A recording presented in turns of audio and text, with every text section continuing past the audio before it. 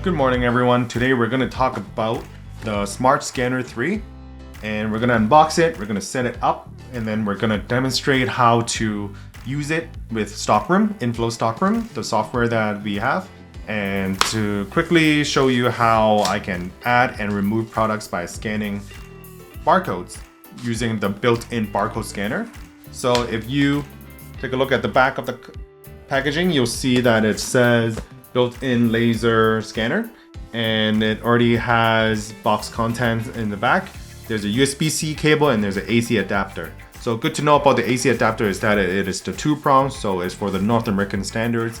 If you live in a country with something else, then you may need to find another AC adapter. However, the USB-C cable is pretty standard. If you have a computer or something else, they can plug the USB cable to, then it should be enough to power on or charge up the device. So saying that it is the Smart Scanner 3, it means that this is our 3rd generation smart scanner. So we already have been doing this for a couple years, and this is the 3rd one.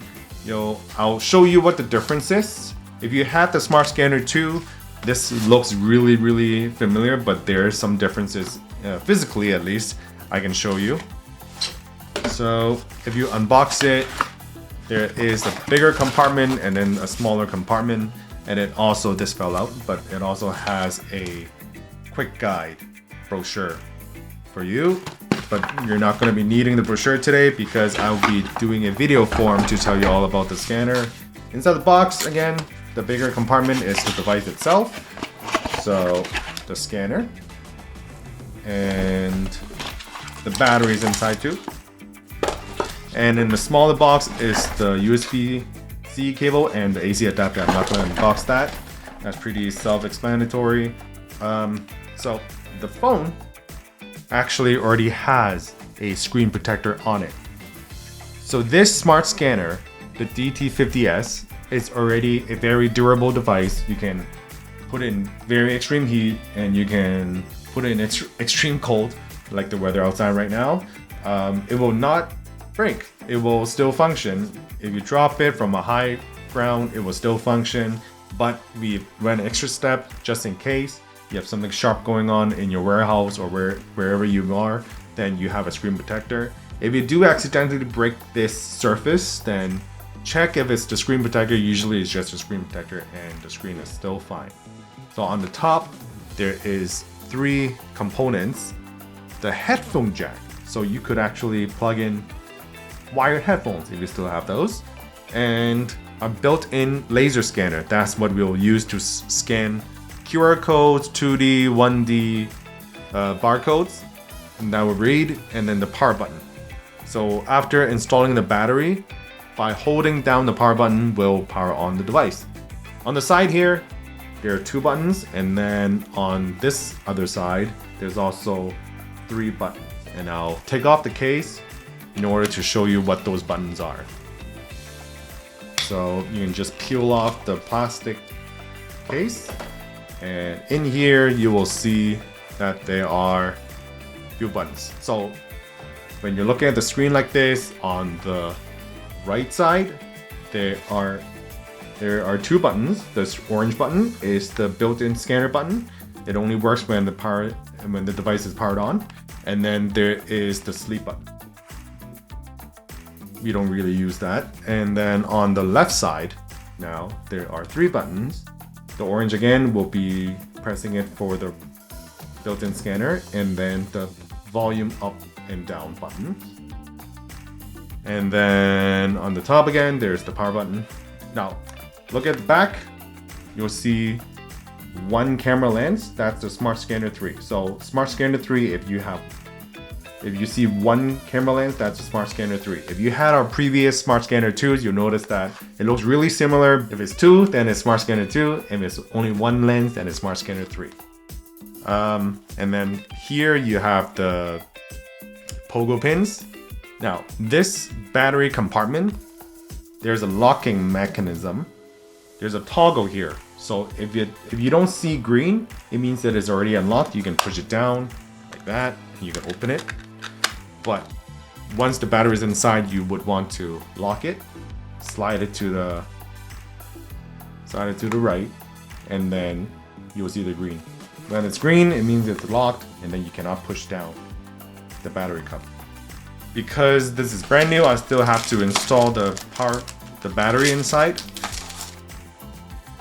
First, unlock the battery cover, and then insert the battery like this.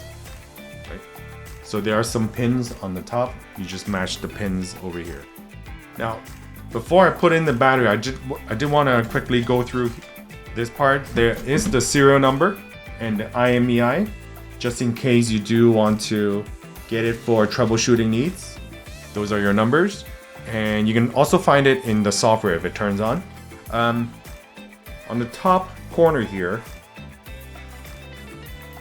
this is the left side if I'm looking at the back. Then you can pull down this tab and there's a small tray. This tray, you will see, it fits a microSD card and 2 nano SIM cards.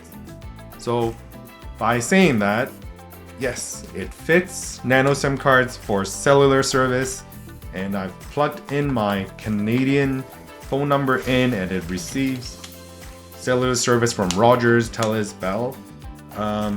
I don't know if it works for all networks, but it's pretty big variety right now, and you can find our specifications for the networks online on our product page, but it should work for major North American spectrum, but there are so many today. So yeah, if you have a SIM card inserted, you can actually treat this like a normal phone with the built-in laser scanner function. So it's pretty cool. Okay, so the battery's in. I put on the case again. I hold on the power button until it vibrates, and then it should show Android. Until that happens, then you can keep holding. When it vibrates, then you let go. So I'm holding down the power button, it vibrated, and it shows Android now. I let go of the finger and just let it be. And it will first ask you a few basic setup things like choosing the language, setting up the Wi-Fi, choosing the country, for example. After all that, then I'll come back. Okay, so once it's started, you will see hi there, choosing the language, choosing the country if you need to, and press start. Setup wizard, go through all that. Connect to a mobile network. If you have a SIM card inside, then it will detect the network. If not, then you can just connect to Wi-Fi. So after setting up the phone, it should look like this, like a normal Android device. If you haven't logged in yet, then you should log in your Play Store, because you do need to log in your Google account in order to download apps like the inFlow, Inventory and inFlow Stockroom App that we have. So go tap on the Play Store. If you haven't logged in, then log in first. Now after you're logging in, then you can just tap on search and look for inFlow. There are two, inFlow Stockroom and inFlow Inventory. If you search for inFlow Stockroom, for example, you already see both our apps here. Just download them. And I can also download inFlow Inventory like that. Great. So just let that finish. And there it is. So good to note that it doesn't come with the inFlow apps pre-installed because it's brand new, but you just need to set it up and then log in Google account and download them from the Play Store.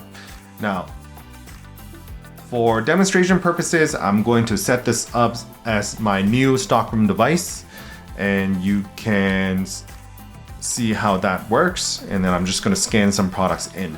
So after tabbing Stockroom, it will ask you to log in with a QR code.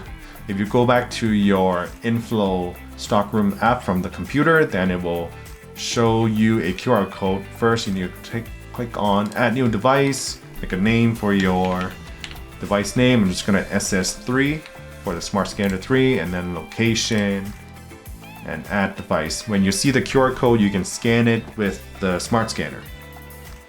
Like that, logging in. So because it's the corresponding QR code, it already knows that it's for Toronto, my location, and save. Okay, now we just need to add a name for the user, myself, just in. Yeah, that's all ready to go. I have a barcode here. So this is the barcode. It already has a barcode on the label. I can just scan it, right, like that, to add in. Now it defaults to scan out at the top, but I actually want to scan in. So you can press done, and the products are adjusted. Same thing, if I want to scan out, then I can just scan the barcode with the built-in scanner by pressing the orange button on the right or left, and it will use it. That's it. Easy peasy. Now, before letting you go, I did want to go over quickly how to factory reset your smart scanner if one day you do need to, because something is wrong and you just want to factory reset back to the way it was when you first bought it. You need to go to settings, and then at the very bottom there is about phone and system, and also Google. So make sure you go to Google first and log out. So there you see your email. If you tap on it and then manage account on device, then you can tap on the accounts for yourself again and then remove here. Now after removing, then you can go ahead to factory reset. And if you don't know it yet, then it's in the system and factory reset, erase all data, and it will let you just give you a warm reminder that this is how it will wipe the whole thing, including your Google account, your downloaded apps, your music, photos, other user data, and then you can tap on erase all data. The important thing here is to make sure that you log out from Google first before factory resetting, or else it will still be locked to your Google account and it will not show what the Google account is, so it might be troublesome if you didn't log out from your Google account. Okay, that's it. Thank you.